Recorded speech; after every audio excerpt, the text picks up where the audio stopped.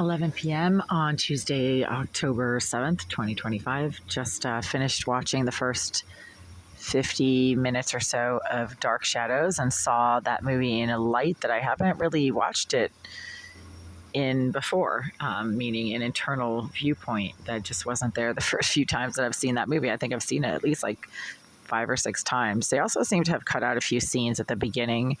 For some reason, streaming services tend to get creative with cutting out scenes in movies that they have on their cloud. And so you watch it a couple years after having watched it in DVD format, and all of a sudden all these scenes are not there anymore.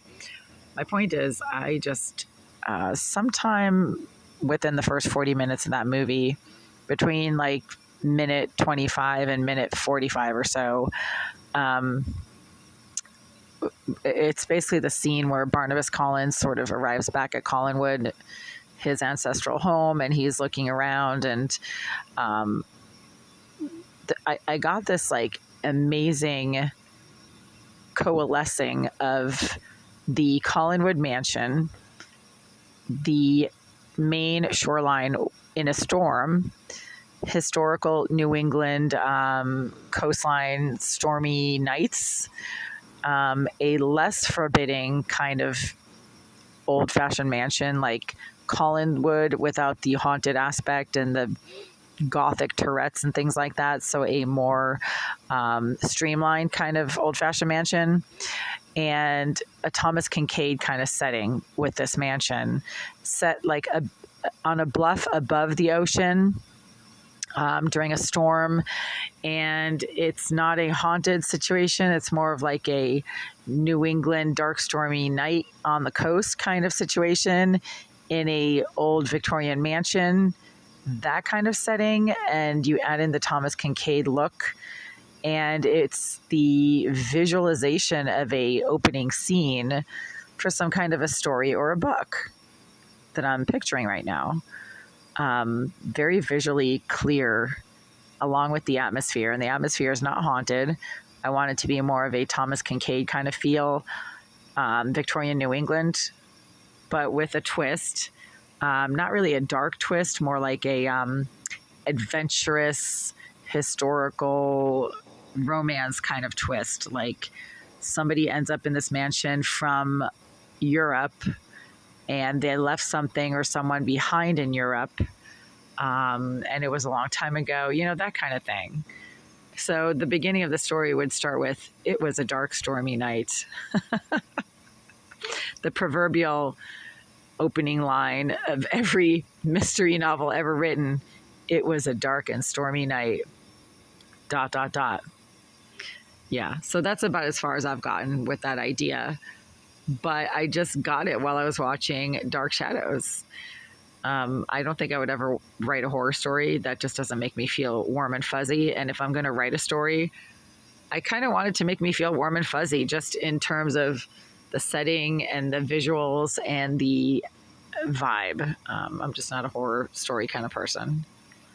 I mean, what does feel kind of haunted right now is that there are absolutely no lights in the building across the street right now. It's pretty much completely dark. Oh my God. It's 11 p.m. again. So I don't know. Was everybody already asleep? It is Tuesday. It's just super quiet all of a sudden. Well, it's been quiet since approximately 9 p.m. when the police showed up finally and put an end to the sidewalk takeover that was happening for 4 hours out on the street directly below my windows, right in front of that door right there. That was unreal. I mean, why do these lowlifes have to suddenly just camp out on the sidewalk and blast music and scream and shout at the top of their lungs for hours? I mean, maybe 15 minutes, okay, if you want to talk to your neighbor or whatever. But they can also do that at the back of the parking lot where there are...